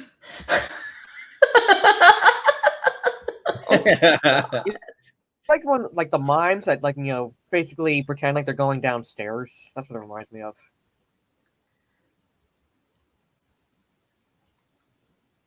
That's creepy. He's not even walking. No. He's just spinning. That Atom Smasher is pretty funny too. That clip, I don't think I have the sound shared, but that clip, he's like, "You look like a fuckable cut of meat." But yeah, god damn. T-pose. Like I said, this is a T-pose with no legs. God, it just goes on and on and on for this game, to be honest. That's pretty good. But yeah, I think a lot of people are like you, Steph, and are fucking deciding to put it down. And it sucks if you bought this game and you have no way to return it, because I can't imagine the reselling is going to be very well. No. See, I was on the fence about it though, because I was like, okay, well, maybe they'll get it fixed with patches, and maybe by Christmas it'll be okay. But I'm just like, nah. Fucking. Yeah, it's just sad. Yeah, fuck it. It's just sad. But with that being said, why don't we talk about a little bit of Star Wars? Let's talk some Star Wars, as Thor Skywalker likes to say. Let's talk some Star Wars. Now, we got a shotgun of shit. Yep. We have a million. We have a million new Star Wars series coming. We have an Obi-Wan. We know the Obi-Wan series is coming. We got more details about it. We know the Cassian Andor series is coming. We have the Leslie Headland female-centric acolyte about a dark side user at the end of the High Republic era. We have a Rogue Squadron movie. We have a Lando series. We have the Bad Batch series. We have New Republic Rangers series. Star Wars said that they were slowing down. Then they just announced like 11 new fucking projects over the next couple of years. Steph, as someone who doesn't hate Disney Star Wars probably quite as much as Mara does, although you still hate it, what did you think about all the announcements? I didn't fucking care. No. Mm-mm. Like, you don't care at all. You just said fuck it. Yeah, I didn't get as angry as everybody did. I was watching streams afterward and videos afterwards, and God, I don't get really. I laugh at everything now. I laugh at Disney, at Lucasfilm trying to scramble and throw shit at the wall and see what sticks at this point. Because that's pretty much what they're trying to do. I'm laughing at it now, and it's sad that that's what Star Wars has become. It's laughable now. I mean, Latinx. We're gonna talk about Latinx. That's a good point. Let's do a review of that Latinx video. But first, let's just look at this picture. Could she look? Is this any more? I saw her talking about all that Star Wars stuff. She was putting me to sleep. I was like, oh my god, she was so unenthusiastic about Star Wars. Bring on somebody else to hype up. If you want people, if you want fans to get excited about what you're presenting for Star Wars, if you want me, someone who has completely just given up on it, is just laughing at it now, to get excited about it again, bring on somebody to get me excited about it again. This bitch was putting me to sleep. She's like, we're gonna can't wait to see the writing again and bring in. She looked like she was putting herself to sleep. Like she didn't give two shits about what she was talking about. She hasn't given a shit about Star Wars. She's not gonna give a shit now. This was basically just now. Yes, they announced 10 shows and Willow. Children of Blood and Bone, I'm assuming, is like a movie or cartoon or something. That's some shit about black people and police brutality.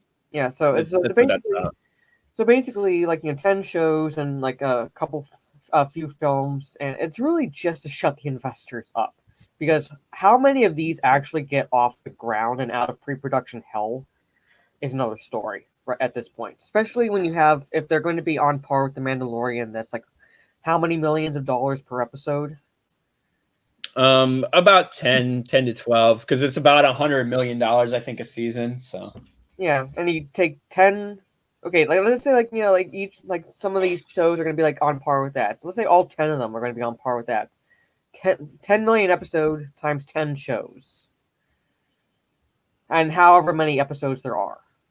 They're not going to do that. Out of all of this right here, maybe 4. Yeah, I'm saying out of these 3 or 4, we know Andor is coming. We know Kenobi. That's another thing. Why is it Obi-Wan Kenobi? Why is it not just Kenobi? We know, is there another fucking Kenobi in the Star Wars universe I don't know about somewhere? I mean, I don't have a problem with it being called Obi-Wan Kenobi. It just I don't know. Just that's a nitpick for me. I would have just said Kenobi. Boom, big letters right there. And it's just that's just. Bad Batch, we know it's going to be animated. That's going to be easy. That's already done. This is already done. Yeah. Bad Batch is already done. Droid Story, that's going to be animated too, right? Mm-hmm. That's going to be really stupid. Yeah, like the animated. That's dumb. That's like the cartoon. Yeah, so the animated ones are going to be easy to produce. Those are going to be easier to produce than say the Ahsoka show, even though we know that's going to be happening, and Rangers. Yeah, so they said Mandalorian, Ahsoka, and Rangers of the New Republic are all going to be in the same time, the same time frame, set around the time of the Mandalorian, right? Yes. And it's all going to be run by Jon Favreau and Dave Filoni. So if you like the Mandalorian, you're probably going to like this stuff. Yeah. And I think that all of these will happen. Let's milk that time period, guys. Yeah. Let's just milk that time period. Well, that's what all of the that is again the thing. I've said it before. Star Wars is stuck. Yeah. They are fucking stuck in this time frame. You look at these things. These all take place 5 years after the original trilogy. Andor takes place a couple years before the original trilogy. Obi-Wan takes place 9 years before the original trilogy. The Bad Batch takes place right around Order 66. Lando is going to take place in between the prequels and the original trilogy. A droid show, I don't know, I guess, technically. Rogue Squadron is going to take place directly after the original trilogy, likely. Obi-Wan Kenobi, I already mentioned that. This is the only one. Right the Acolyte. Star Wars, The Acolyte, that's going to take place at the end of the High Republic era, so just before the prequels. That they are stuck in this fucking time frame.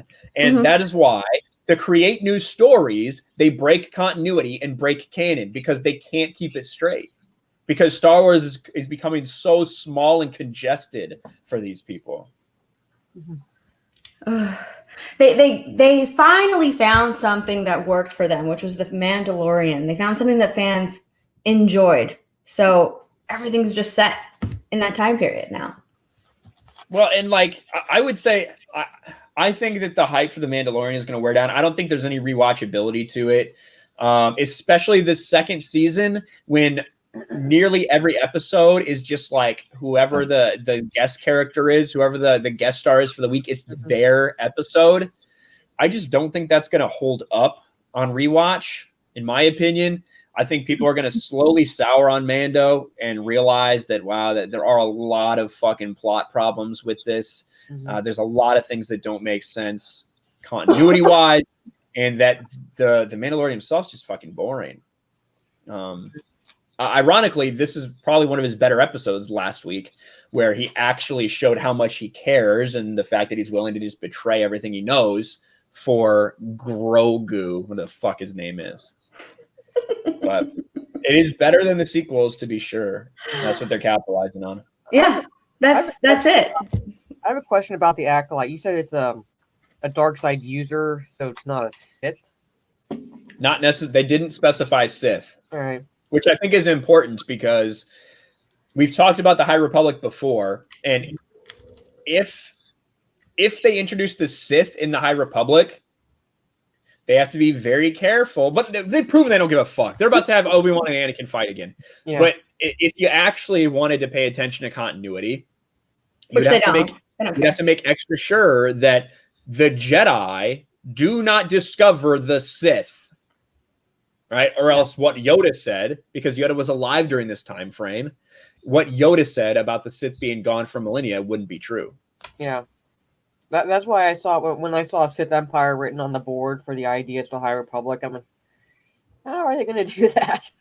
Are they? Yeah, because they said the movies are canon. The movies are canon. So if you're like flat out said that when they got rid of the EU. So, and Yoda, you pointed out, says like basically, Qui-Gon Jinn and Obi-Wan fighting Darth Maul was the first instance in the millennia they've encountered a Sith.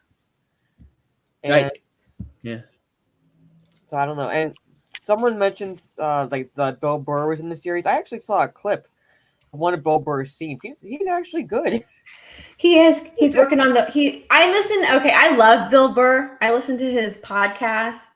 And whenever he's in a film or in a show, he always calls it a motion picture. I was over there filming the motion picture. God, he's fucking hilarious. I like him. But I was watching the scene where he was talking to that guy he knew from the Empire, who was talking about people will welcome the Empire back. But I thought Bill Burr actually did a good job in that scene, a decent job. Yeah, but however. Okay, I finally watched this past episode. I thought Bill Burr did better in the first one last season than this one. He felt too much like Bill Burr in this episode. It was, I don't know what it is. He was just too Bill Burr. It was like, I'm here, I'm Bill Burr. Let me and show everybody that I'm here and I'm Bill Burr. Because I want everybody to know that I'm in this episode. And I just thought it was dumb. I would agree. I would agree for the first half of the episode. I would say that the scene in the galley where he kind of, explains, his time and why he has a problem with the Empire and everything. When he's sitting down, is that what you're talking about? When he's sitting down and before he shoots? Yeah, that part was done really, really well. Everything before that, though, I was just like, nah. Steph, what's the 8 on your arm for? Is it for episode 8? No. It was an accident. It was an accident. It was a complete accident. So here's the Acolyte stuff. This is all we know. That it's going to be by Leslie Headland, Harvey Weinstein's former personal assistant. It's going to be a mystery thriller. The official description from the Star Wars website says, a mystery thriller that will take the audience into a galaxy of shadowy secrets and emerging dark side powers in the final days of the High Republic era. That's all it says. Dark side powers? What the hell does that mean? Well, I don't think you're supposed to have a great idea of what it is. It's just a little tease. But I think that we're going to find out something about... I think we're going to find out something about Darth Plagueis in this series. That's my guess. Because they need something, right? They need fucking something. So it's gonna be female centric. So there's gonna be a lot of females involved. Maybe a female taught Darth Plagueis everything he knows or some shit. Maybe that'll be it. Or maybe the Acolyte is the first student of Plagueis. who, I don't know, ends up being the hero of her own story. Some bullshit. That's what I imagine anyway. But it's female centric. We have to focus on that. Female centric. How about they use that term female centric, and all it really means is a female lead. Well, I guess it just depends. Like for like Pirates of the Caribbean, there's probably gonna be a lot of female casts. You know what I mean, or a lot of female members of the cast. I did want to go. Hold on, let me. Let's find the Game Awards again. We got to do Latinx. Oh God. I cringed so fucking hard at this. Let me share my audio. Actually, let me catch up with super chats. Then we're going to talk about Latinx really quick. Chris Arcella for $10. The funny thing about that Star Wars panel of all those titles, my eyes first went to the Acolyte. And I was like, what the fuck is Magneto's team doing in that panel? Yeah, like, I feel like for some of these, they were like, we're totally not ready to announce this yet. Let's just slap together a fucking, let's just slap together a logo and talk a little bit about it. But that's funny, Chris. Thank you for the super chat, buddy. And then Terminus EST for $5. I'm done with the show if they kill Boba Fett and have the Mando take Slave 1 and give Fett's armor back to Cobb Vanth. I'd rather have Mando die. Terminus.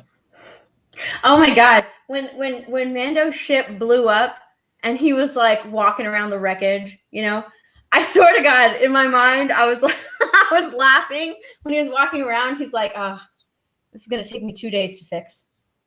yeah, because this shit gets fixed so quick in this show. That's true. You know, as far as that, Terminus, I think someone's going to die. I think Boba Fett.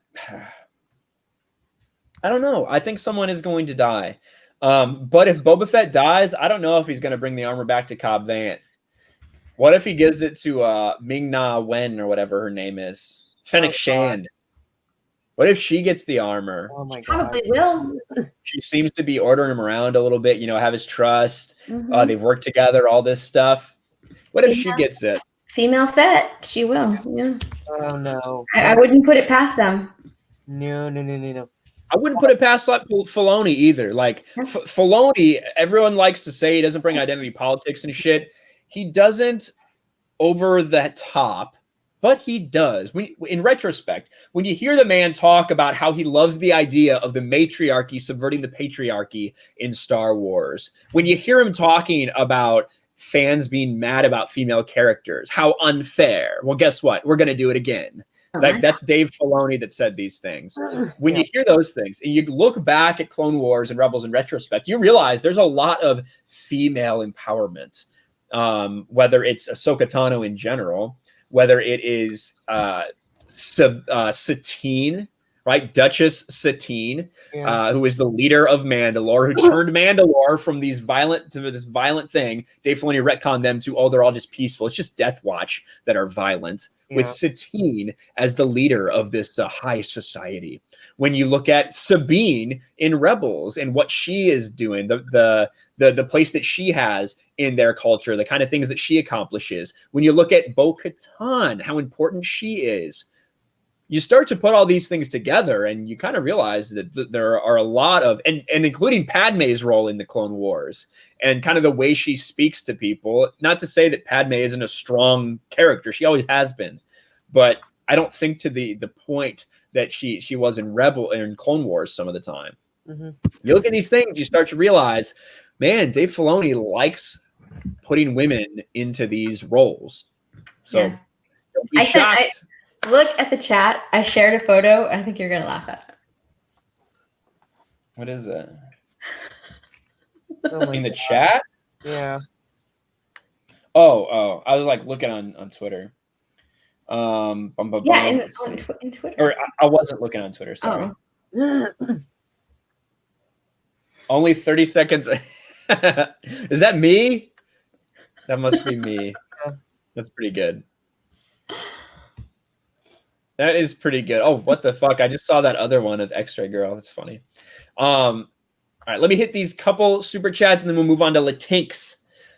Open airlock policy. What's up, Tim? For $3, do not allow Disney to kill our love for the expanded universe. Honestly, every time they do something more fucked up, right? Every time they do something more fucked up, it just makes me appreciate all this shit that much more. Ooh, where am I? I need to find. I got some new stuff today.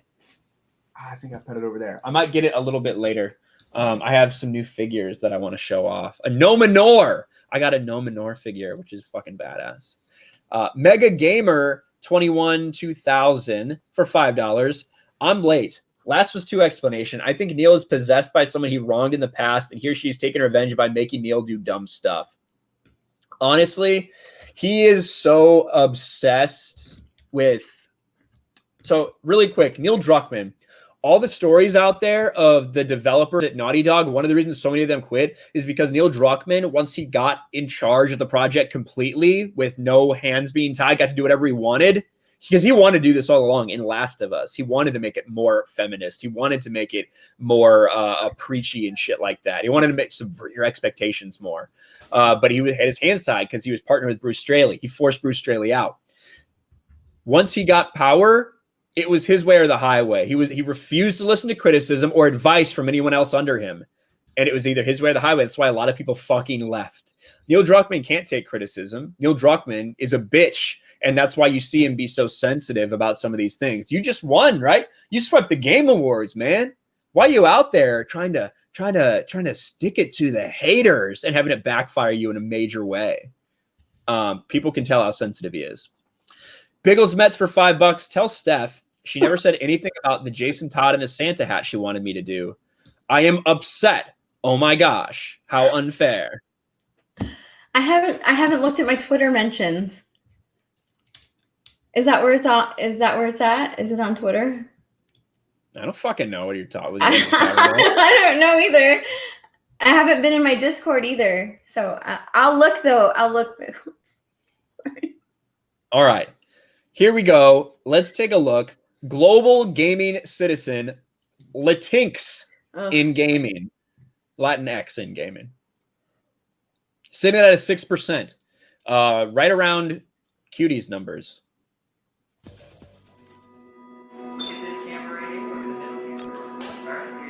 When I was starting in the games industry as a Latinx person, I felt... First of all, we only got 9 seconds. Starting in the industry as a Latinx person, you didn't start in the industry as a Latinx person because Latinx is a fucking made up word that they only started using like a year and a half ago. Yeah. Steph, you are a fucking Latina. How many times have you heard the word Latinx in your life, and when did you first hear it? I have just recently, like maybe 3 months ago. There you have it. Maybe 3 months ago. Like no self-respecting Latin person, Mexican person uses that term to describe it. I'm sorry. No. Because we respect our language, and that's ridiculous. That's what they're trying to do. They're just trying to change the language. It's fucking retarded. Here we go. Let's keep listening. Next person. I felt quite invisible. It still feels like I'm the odd one out. I felt alone. I was often the only woman and the only Latina woman in the room. I think about... Oh shit, she said Latina. What? No. That's a no. No, she should have said Latinx, not Latina. Yeah. This guy could be the whitest dude around, and as long as he was wearing that chain, I'd know he was Latin. How hard it was for me to be where I am today, and I don't want anyone to go through that anymore. And welcome to Latinx in Gaming. Our content, our voices. Latinx in Gaming is a group of people that are dedicated to supporting other people of Latinx descent in the gaming space. You know when Twitch was celebrating this whole Latinx in gaming, it completely just flopped hard on them because it was just fucking stereotype emotes, just horribly racist stereotype emotes. But just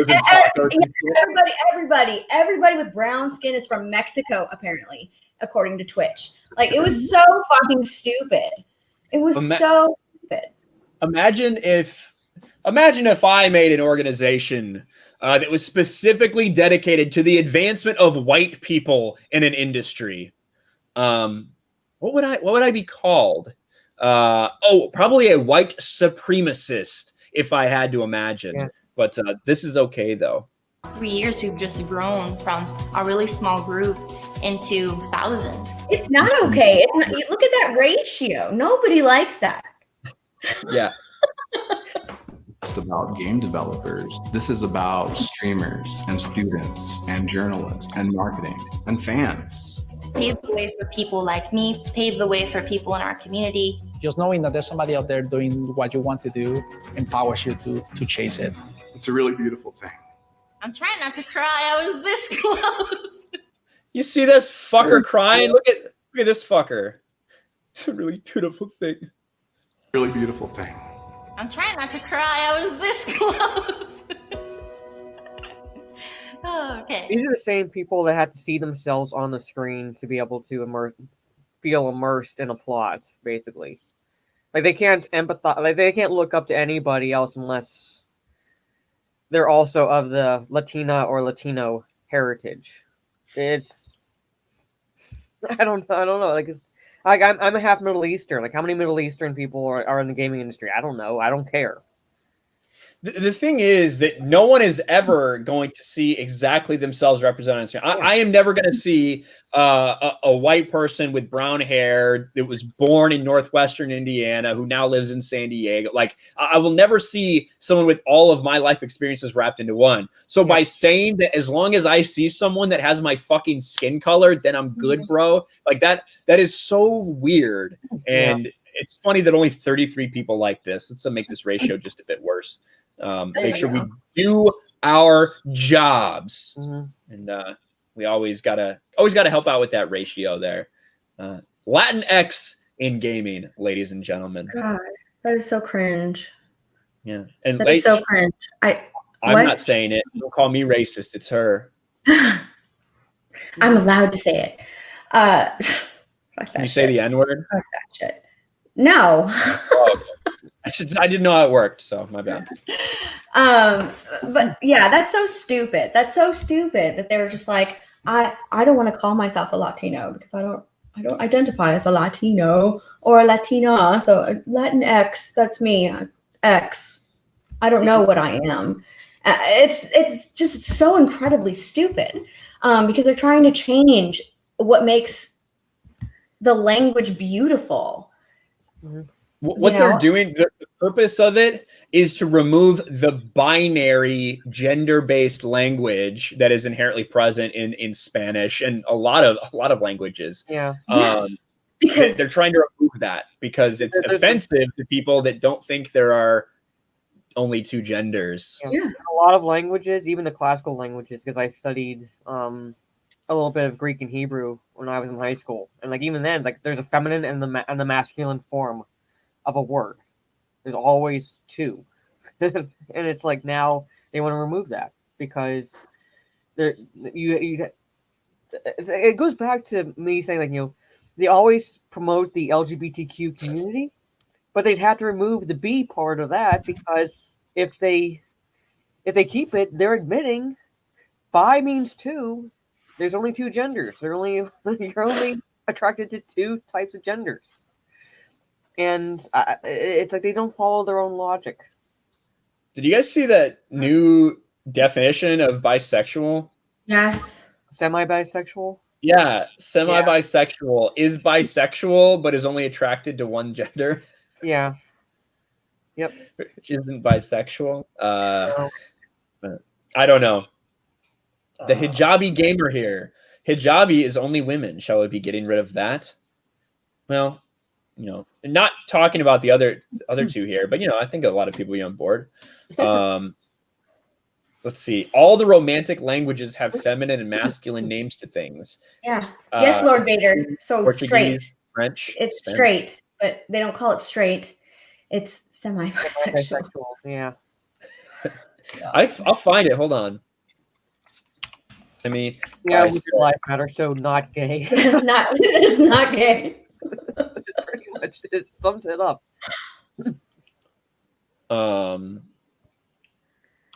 Let's see.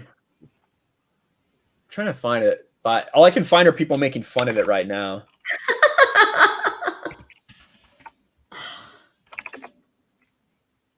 Because the Urban Dictionary is the top one right now. Yeah. Oh, that definition is. I love that definition in the Urban Dictionary. Oh, I saw that definition. And then, like how they use it too. Yeah.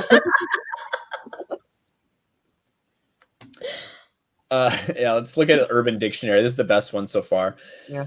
Semi-bisexual, a useless way of saying that you're attracted to one gender only, straight or gay. You're basically stating your sexuality in a way more complicated and confusing way than it needs to be, instead of simply stating you're gay or straight. Tim, what sexuality are you? Tom, I'm semi-bisexual. Tim, for guys or girls? Tom, girls. Tim, then say you're straight, you fucking idiot.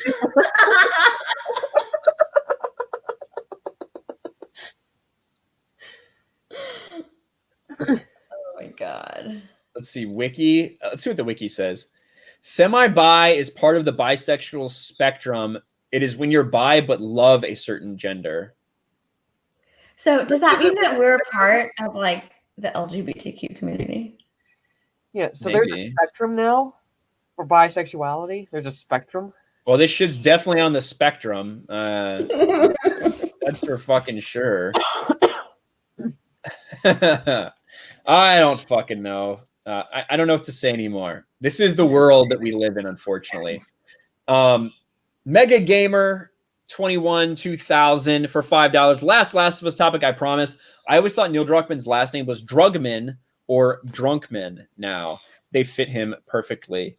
Drugman, Neil Drunkman. Yeah, I mean, I can say that I don't think he was as much of a household name really until Last of Us 2. He started making himself a household name by the things he said to fans. I think the people that were big Naughty Dog fans knew him because he was in a lot of credits. And if you followed along the behind the scenes stuff, you probably had heard his name and knew him. But yeah, for the vast majority of people, they probably didn't know. This is really the key. No one talks like this in the real world. That is 100% true, Steven. They try to make it a real thing on Twitter. They try to do all this shit with pronouns in your bios. All of this stuff. It's bullshit. That is very true. Yeah. But what do you guys have going on this week? Mara, I know you missed your stream. Are you planning on doing anything this week? Assuming you feel better tomorrow? Yeah, right now it's assuming I feel better. I finished my semester, so my plan is to get back into the grind of making videos. I cannot promise anything just because I wasn't anticipating getting sick. Starting to feel better, but my voice is not 100%, as you can tell. Hopefully I'll feel better by Wednesday, because I want to try doing a regular Wednesday night stream for about an hour, and then do my normal Saturday stream again. Saturday evening at 10 p.m. Eastern that I do with Steph, our Talk Nerdy to Us stream at 10 p.m. Eastern. And yeah, so the only thing I have going for me is really nothing, because my governor fuckhead closed theaters and gyms again. Because of a quote-unquote spike in cases conveniently during the cold and flu season. My gym, even in Kami, California, is open right now. Yeah. My gym is still open because the gym owner is based. We have boarded up the windows there so the cops can't see inside and see people working out with no masks on. But it is the way it is. So thank you to based gym owners for keeping it open for me. I appreciate that. Did you see that? I think John Talks uploaded that video of that woman with that outdoor restaurant in California. Uh-huh. Did you see that? God, that was so sad. Yeah. No, I'm not in Cali. I'm on the eastern side of the country, Will. God, that was really sad. And yeah, she's absolutely right. It's a huge slap in the face for her. It is. It's like, do you see an example when this all went down initially, the stipulations were like, non-essential businesses had to close. If you're listed as an essential business, you could stay open. Guess who listed his business as an essential business? My fucking governor. You know what he makes? Custom cabinets. Really? Yeah, like he owns a company like, and that does like shit like that. And I'm like, really? That was an essential business during the pandemic? Who the fuck is renovating their kitchen? I mean, honestly, like McDonald's isn't essential if we're really getting down to it. Like, what's essential? I have people fucking buying bread and peanut butter and fucking water. Yeah. Like, well, what else do you really need? Rhino is making it rain in chat right now. Yeah. So I'll get back to Venom Snake Super Cat, but Raging Rhino for Aussie 299 says, haven't made it rain in a long time with the umbrella, Ella, A, and then he does Australian 99 cents, 99 cents, 99 cents, 99 cents. He's throwing dollars at me up there, and I am in my high heels literally scrambling to pick each and every one of them up because I need that money. Yeah. Thank you, Raging Rhino. I appreciate you making it rain. Oh my god. Open airline policy. He says making it Grogu. Oof. Yeah. God, that's rough. Dollar General is essential. I need my Pop-Tarts. All right. Question for everybody here in the chat can put it to. What is your favorite? And by favorite I mean the best, because whatever your favorite is, you think it's the best Pop-Tart. I'm fucking basic. I like strawberry. I'm kind of basic too, but if I were to say anything, the s'mores one. I love the s'mores one when I was growing up. The s'mores one? Yeah. My favorite, well, you guys are both wrong. The best one is the brown sugar maple. Like, that is the absolute best. You can eat them cold, you can eat them warm. Those are the best. You're welcome to have your wrong opinion. Oh my god. I've tried those maple brown sugars. Yes, it's good, but if I'm going to just reach for one, I reach for the strawberries. Mm-hmm. And I can eat them cold. I can eat them hot. Doesn't matter. We can't all be perfect. So that's all right. Yeah. What are you drinking there? A Coke. Is that one of those that has the name on it? Yeah. What's it It's a say? Shelby. Oh, Shelby. Gotta find a Shelby to share it with. Yeah, I know. Venom Snake for Aussie $2 says, Ryan, did you see the Tim Pool Alex Jones stream? I watched bits and pieces of it. I haven't watched the whole thing yet. Alex is fucking crazy. Tim knows he's getting a lot of good views by having him on that channel, so it's working out pretty well. But thank you very much, Venom Snake, for the super chat. And thanks for Alex Jones for the constant entertainment. I see Boba Fett saying just because something's your fave doesn't mean you think it's the best. I do. I think that. Alex McCarthy for $1.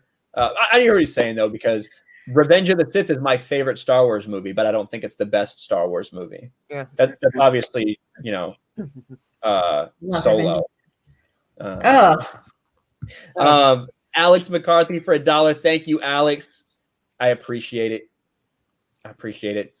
TCW is the best since it's my favorite. Shut the fuck up. That is dumb as shit. That is dumb as shit, Lord Vader. That's no one's favorite Star Wars movie. And if it is, I don't know. Jump off a bridge in Minecraft. No water underneath you. Steph, what do you got going on this week? I am still uploading vlogs. So that is what I have going on this week. And I stream on Thursdays and Sunday mornings. Thursdays, at what time?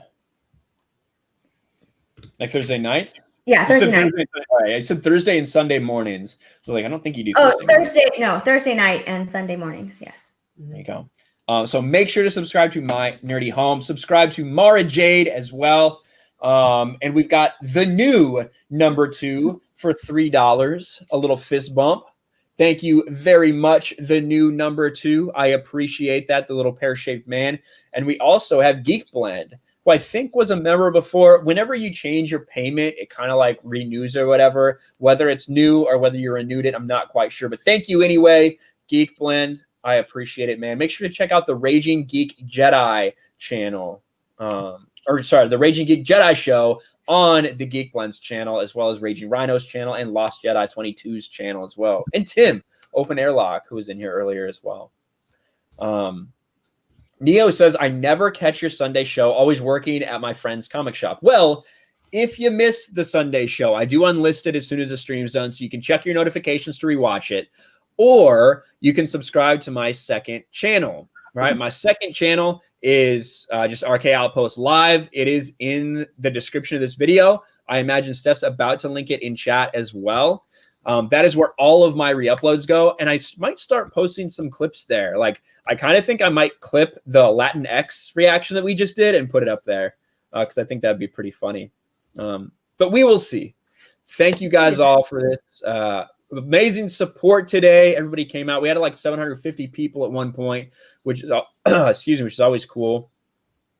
I hit 40K. I didn't even talk about that. I guess I did hit 40,000 subscribers. Maybe we'll talk about that another time. But oh my gosh, that's right. I totally forgot about that. Yeah, me too. Congratulations. Thank you. Maybe we'll do something another time for that. But for right now, I'm going to get going. I'm going to hop in Discord with members and patrons. If you guys are in the Discord, if you don't have your tier set, let me know. Remind me so I can get you set for that, please. And with that being said, I will talk to you guys later. Let's do an outro. Fucking Baby Yoda's old news. Should we just bump it to the RK Outpost intro for the outro, like my videos? It's up to you. You should get my Batfleck clip. Oh God. What about this one? I'm vengeance. Oh yeah, but it's too short. Yeah. The Batfleck clip is. Oh yeah, that one's pretty short. But that's all right. I could do wink face. Is a wink face. I shouldn't have done that. Somebody's gonna take a fucking screenshot.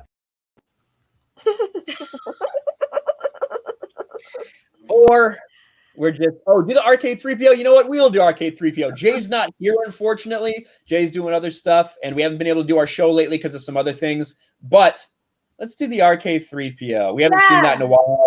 We'll talk to you guys later. Peace. Are you ready? Here it is, the moment you have all been waiting for. Soon to be the biggest show in the world.